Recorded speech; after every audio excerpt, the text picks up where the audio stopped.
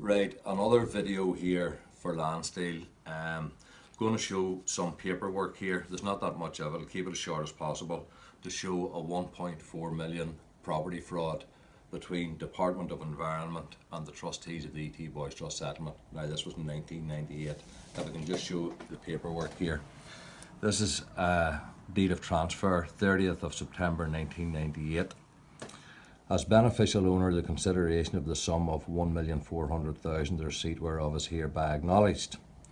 This was a deal between DOE Lands, trustees of the E.T. Boys Trust Settlement, Coulter Homes Limited, Lewis Homes Limited, sealed with the official seal of the Department of the Environment for Northern Ireland. I think this is a Trevor Pearson signed this, then signed by myself, then signed by the two trustees, Robin Merrick and Frank Ledwidge, witnessed by David Moffat of Sheen Dixon Merrick Solicitors.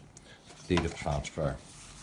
Now, bring you up to October 2016, very recent on the whole scale of time scales here. HMP Maghaberry, Maghaberry Airfield, folios 24994, 31384, E.T. Boys Trust Settlement 1960. Third paragraph, this is from Michelle Jordan, Departmental Solicitor. We have provided you with a copy of the agreement of the 3rd of September 1998 in relation to transfer of land completed on behalf of the trustees of the E.T. Boys Trust Settlement. Without detailing the terms of the settlement, I would remind you that the agreement acknowledges that the agreement made in 1998 was on a full and final settlement basis in dischargeable claims and demands which may be made against the Northern Ireland Office or the Department of the Environment or any other person or body by reason of loss and damage which the trustees allege has been occasioned to them, the trust fund or beneficiaries. Now I'll show you a copy of the agreement that Michelle Jordan is referring to. This one hasn't been filled in, it's a blank agreement she has sent me, so you can just zoom in on that if anyone wants to have a proper read at it. Self-explanatory. We'll go to the other side. You can see that what Michelle Jordan is saying in her letter actually isn't true. It says here the trustee shall accept this agreement reached in full and final satisfaction and discharge of all claims and demands which may have against the Northern Ireland Office or Department or any other person or body by reason, loss and damage which they allege has been occasioned to themselves, the trust fund or beneficiaries thereunder arising out of the alleged failure of the NIO or the Department to offer the lands edge read on the map attached hereto for sale to the said trustees at an earlier date. What this agreement's really to do with, if it even was ever signed, is the fact that these lands were not handed over sooner, right? But if you look down here at schedule, will of Edward Thomas Boys, grant of probate, deed of settlement, this is the trust deed that they're referring to here. The courts, prison service, everyone else involved in this, bank, their solicitors, a lot, have all denied this. But seemingly in 1998, this trust was buying this land back. Now, this was signed by Mona McRoberts, solicitor for the Northern Ireland Office, and Robin Merrick, solicitor for the trustees. He was also a trustee at that time. Conflict of interest. He shouldn't have been a conveyancing solicitor and also a trustee.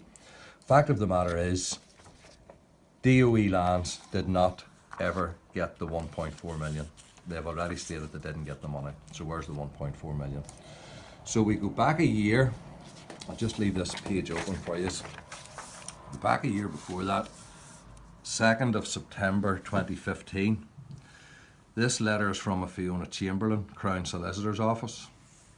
And this is to do with, if you just go up there, Mona McRoberts, to Laura Boys, E.T. Boys Trust Settlement. Your letter to Mona McRoberts of this office has been passed to me for reply. The Crown Solicitor's Office represented the Northern Ireland Prison Service in the resolution of anticipated proceedings from the E.T. Boys Family Trust in 1998. At that time, the family trustees were represented by Robin Merrick of Sheen Dixon Merrick Solicitors. Since the devolution of policing and justice in 2010, the Crown Solicitor's Office no longer acts for the Northern Ireland Prison Service. In any event, the Northern Ireland Prison Service had no part in the vesting of the lands in question. The allegations made in your correspondence are without foundation, in particular your suggestion, this is the important bit, that a solicitor in this office received the sum of 1.4 million. Right? I suggest you contact your solicitor, Robin Merrick, who it appears from your letters is a trustee of the settlement and whose firm was also the trust solicitor in 1997-1998. So We've got Mona McRoberts, who was the conveyancing solicitor. He is now denying that she ever seen 1.4 million. So begs the question here, ladies and gentlemen, who's telling lies? Is it Michelle Jordan, Departmental Solicitor's Office? Is it Fiona Chamberlain, Crown Solicitor's Office? Or are they all just covering up for the fact that Robin Merrick has stolen 1.4 million? Or did they divide it up between themselves? We don't know.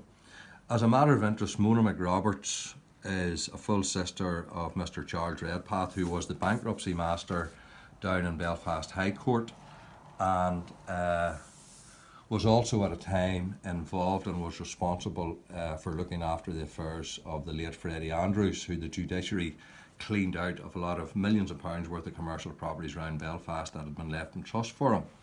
But you know, all that to one side, what I would say here now is to anybody that's looking at this, especially even people that lives at Wellington Parks, if you go to your lawyers and ask them to go back through the last will and testament of Edward Thomas Boyce, that trust deed, ask them what happened to the land in 1975, how it was vested, ask them what the transfer was in 1982, ask them to check that out with Land Registry.